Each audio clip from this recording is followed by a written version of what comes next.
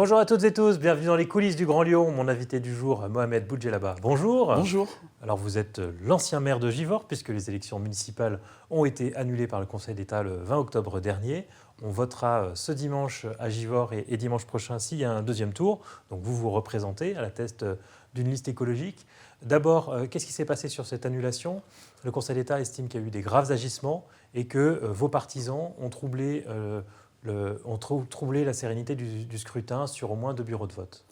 En tout cas, c'est ce qu'a dit le responsable du Parti communiste, Raymond Combaz, dans le cadre d'une attestation. Et le Conseil d'État a juste retenu le fait que, effectivement, il y a une contestation de la part de l'équipe sortante et le fait qu'il y ait un faible écart de voix n'a pas cherché à vouloir et à demander aux Givordins de revoter. Je veux dire, c'est très simple, le grave rassemblement, le voici, la seule preuve qu'a présenté monsieur Combaz et madame Charnay, voilà. Vous voyez, quatre personnes qui discutent devant un bureau de vote et un enfant qui joue à la marelle. Donc voilà la seule preuve qui a été présentée par madame Charnay et ses équipes. Donc je trouve ça regrettable. Je prends acte de la décision et je ne peux que prendre acte de la décision du Conseil d'État. Donc nous sommes repartis au combat. Donc je veux dire, quand j'entends mes adversaires dire qu'il y a une horde sauvage de jeunes dans les quartiers pour aller voter en ma faveur, c'est très très exagéré. Et je rappelle juste que dans ce bureau de vote, il y a une présidente du bureau qui a fait une attestation pour dire qu'il ne s'est rien passé. Le Conseil d'État n'en a pas tenu compte. C'est regrettable, mais c'est comme ça. On va rappeler que vous avez été élu au deuxième tour avec 28% des voix, ce qui est un score assez bas pour une élection municipale, qui est expliqué par le fait qu'il y avait 4 listes qui se maintenaient à Givors. La situation politique est toujours très, très divisée à Givors. On sait qu'il y avait une mairie communiste depuis 70 ans au moins. 67. 67.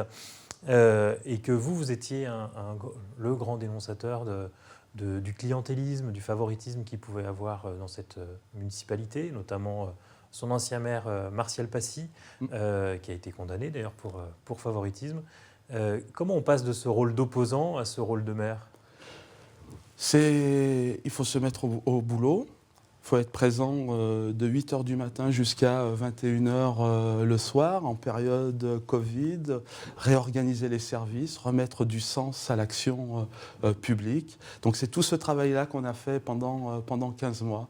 Et montrer à nos concitoyens que les choses pouvaient se changer, je vais dire en faisant beaucoup de travail, beaucoup de présence auprès de nos concitoyens, mais ainsi qu'auprès des services, et en réorganisant de façon objective l'ensemble de l'appareil municipal. Mais entre l'annulation de votre élection, entre la condamnation de l'ancien maire, on peut comprendre que les électeurs de Givors soient un peu désarçonnés. Quel gage de probité vous offrez finalement dans ce scrutin? Il est très simple, ce gage de probité, c'est de dire on a fait les choses pour l'intérêt général et uniquement l'intérêt général qui nous a guidés. Donc la probité, c'est le travail que nous avons fait. Les Givordins jugeront du travail que nous avons fait pendant 15 mois. Et je pense que nous avons fait beaucoup de choses en 15 mois, ce qui n'a pas été fait depuis pratiquement 6 ans. Je veux dire, quand vous doublez les effectifs de la police municipale, quand vous créez une brigade propreté, quand vous faites des achats et vous arrêtez la bétonisation de la ville, quand vous améliorez, vous créez des classes vertes pour l'ensemble des enfants de CP-CE1, quand vous faites des animations tout l'été parce que vous savez que vos concitoyens ne vont pas pouvoir se déplacer, parce que en plus de mes 15 mois à la tête de la ville de Givors, on a eu le Covid qui nous a bloqués, et puis voire même on n'a pas pu faire ce qu'on voulait, notamment les réunions publiques avec nos concitoyens pour aller au-delà de nos projets. Donc tout ça me fait dire que les Givordins jugeront du travail que nous avons effectué pendant 15 mois, et Dieu sait qu'on a fait beaucoup de travail. Je suis allé un peu sur vos comptes sur les réseaux sociaux. Ce que je lis, c'est stop aux mensonges, à la démagogie et à la manipulation. Donc, le ton est toujours très offensif avec vos adversaires, et notamment l'ancienne maire Christiane Charnay. On est très loin de l'union de la gauche à Givors. Écoutez, moi, je suis à la tête d'une liste plurielle et écologiste, avec le soutien effectivement du parti politique ELV. Et Il y a parmi les citoyens engagés des gens qui étaient anciennement à la LFI, des gens qui étaient anciennement à l'UDI, des gens qui étaient anciennement, mais qui ne se reconnaissent plus dans les partis, même des anciens du PS, comme je l'ai été. Donc aujourd'hui, je pense que les citoyens, c'est plus forcément les partis politiques, mais plutôt l'engagement des citoyens à l'intérêt général. Et aujourd'hui, c'est ce qu'il y a pour la liste Construisons ensemble. C'est des gens engagés et ils ont pu le prouver à travers leurs délégations, que ce soit les adjoints ou bien les conseillers délégués de l'ensemble de la liste Construisons ensemble que je porte. Donc ils ont pu prouver leur engagement pour l'intérêt général. Alors parlons de vos actions. Un des sujets majeurs à Givors, c'est évidemment la question de la sécurité. Vous avez recruté 4 policiers municipaux, En plus, obtenu 9 policiers nationaux en plus sur Givors. Et puis, contrairement à la ville de Lyon, vous êtes affiché à la région Rhône-Alpes. Vous n'avez pas à craindre d'aller demander leur soutien. Qu'est-ce que vous avez obtenu des autocollants de la région à coller partout dans la ville ? Non. Ce que je veux dire, je suis un maire pragmatique et non dogmatique sur les questions de sécurité, mais comme sur les autres questions. Aujourd'hui, on a besoin d'avoir de l'efficacité dans l'action pour nos concitoyens. Pour la simple et bonne raison que en termes de sécurité, ça ne me pose aucun problème. Il nous faut plus de moyens dans une ville comme dans laquelle j'ai trouvé Givors sur le plan de la sécurité qui était catastrophique. Aujourd'hui, on a besoin de plus de moyens, tant des moyens municipaux que des moyens nationaux. Mais à cela s'ajoute aussi, j'ai fait la présence aussi de la justice dans ma ville.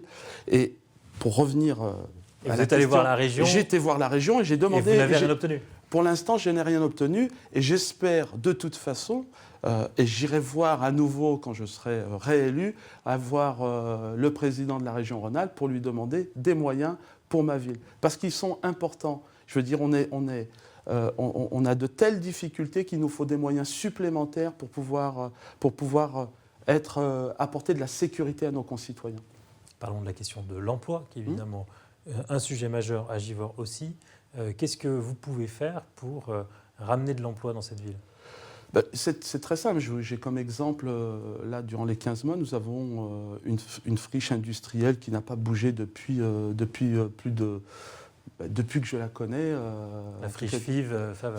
FIV-Famer, mais à Ban, notamment aussi, on a une autre friche de 3 hectares pour lequel il n'y a rien eu depuis une trentaine d'années. On est arrivé, un chef d'entreprise avait besoin de 10 000 mètres carrés et il va créer 50 emplois. En tout cas, il a déjà 20 à 30 emplois, il va créer 20 emplois supplémentaires. Donc on a vendu le terrain. Donc et là, c'est pour de la fibre optique.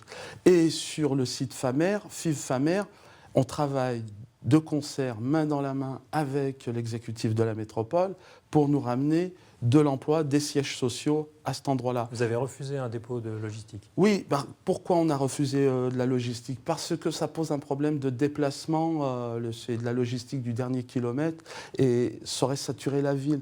Et donc nous, on pense que Givors n'est pas le bout du monde de la métropole, mais par contre fait partie pleinement et entièrement de la métropole. Aujourd'hui, se déplacer entre Givors et le centre de la métropole, c'est 17 minutes en train. Donc on pourrait se déplacer de Lyon à Givors et faire 2 minutes à pied dans une friche. Et moi, j'invite l'ensemble des patrons et des chefs d'entreprise lyonnais ou autres, et à votre antenne, pour dire qu'il y a une friche de 11 hectares à Givors, pour un coût de terrain qui est beaucoup moins cher que dans Lyon-Centre, à 17 minutes du centre de Lyon. On a souvent entendu le président de la métropole, Bruno Bernard, parler de Saint-Étienne en disant qu'il y avait la place pour du logement ou d'attirer les entreprises aussi à Saint-Étienne.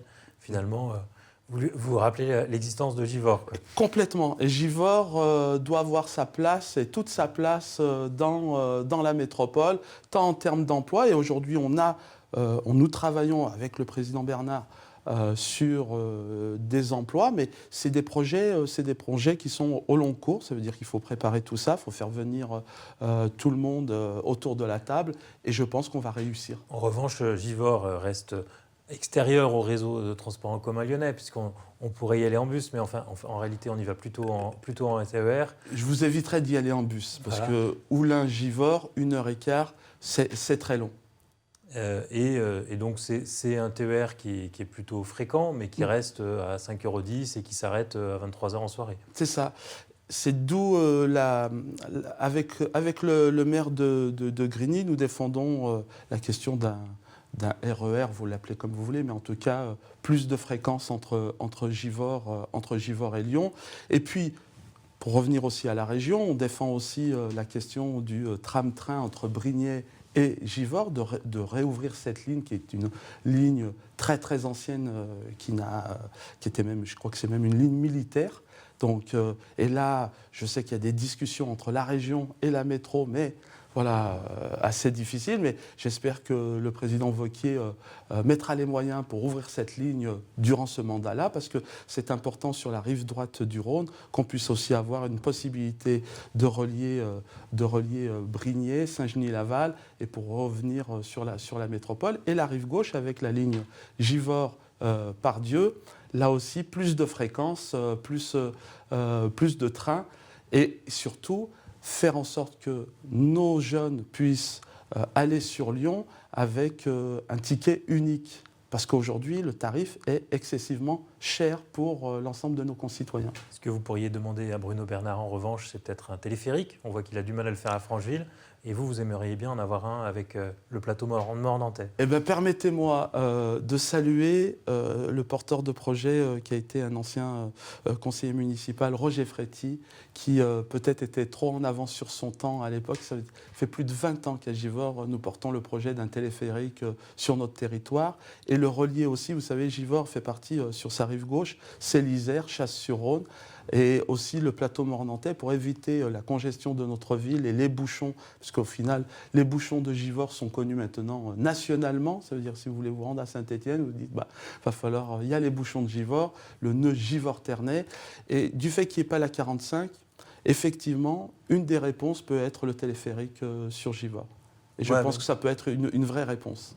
Mohamed Boulidjelaba, je vous remercie. Et puis moi, je vous dis à demain pour une nouvelle émission des coulisses du Grand Lyon. Merci.